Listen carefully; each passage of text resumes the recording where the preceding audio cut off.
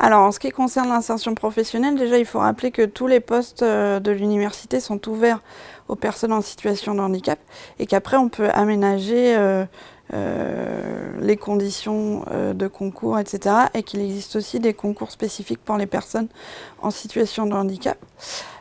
Et en ce qui concerne le maintien dans l'emploi, l'accompagnement, il va de la reconnaissance qualité de travailleur handicapé auprès de la MDPH jusqu'aux aménagements de poste, c'est-à-dire que moi, en tant que référente, je coordonne toutes les demandes d'aménagement de poste en lien avec le médecin du travail, s'il y a besoin avec l'ergonome, pour que ça colle au mieux aux besoins des agents et de ce qu'il est possible par la structure.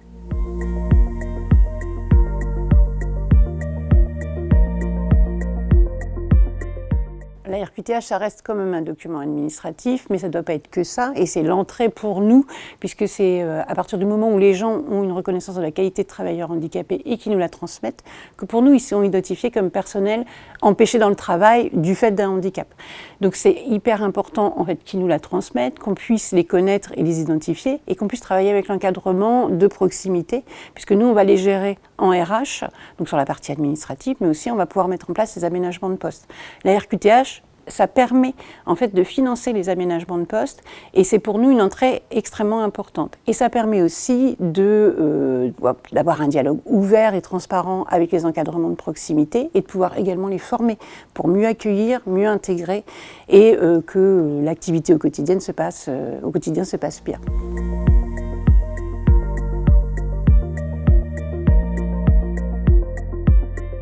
C'est un aspect qu'on essaye de développer. On travaille notamment avec Cap Emploi, avec différentes associations de personnes en situation de handicap qui peuvent nous accompagner dans la formation sur des handicaps spécifiques ou sur des aménagements de poste, sur des choses très spécifiques.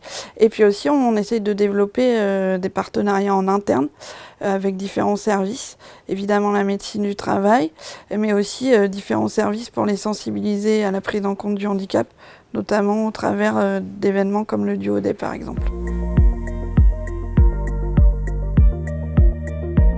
L'inclusion du handicap, elle est pleinement intégrée en fait dans la politique des DRS de l'université. Alors nous, on a un label et on a été très précoce sur tout ce qui était développement durable et responsabilité sociétale. Donc on l'a depuis 2020. Et nous, on s'inscrit en RH dans ces stratégies globales de l'établissement sur la partie 4 en fait, et sur tout ce qui est qualité de vie au travail et inclusion. Donc là, il y a un nouvel ingénieur qui a été recruté en septembre de cette année, 2025, avec lequel on va travailler et collaborer pleinement pour développer tout ce qui est partie qualité de vie, conditions de travail, inclusion, handicap et inclusion plus large que le handicap.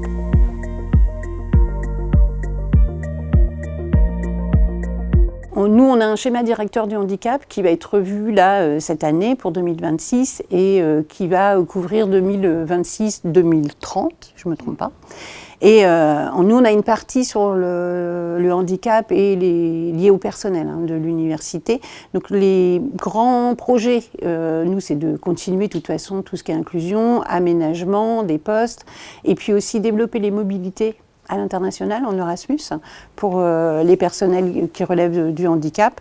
Et puis, bien sûr, la formation des cadres et tout ce qui est sensibilisation à la politique de l'établissement en matière de handicap.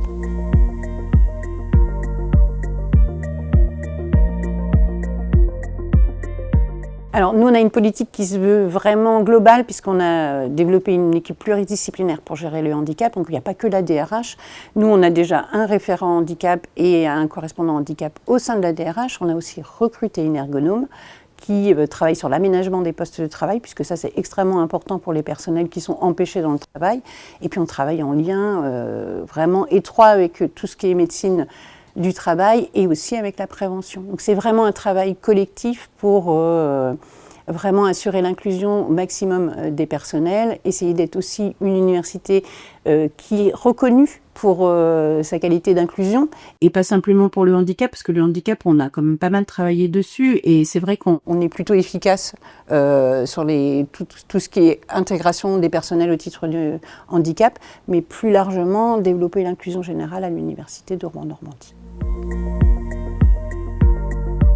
Donc pour conclure, il est vraiment important quand on rencontre une problématique de santé et qu'on est empêché dans le travail, de voir s'il est possible d'avoir une reconnaissance de la qualité de travailleur handicapé.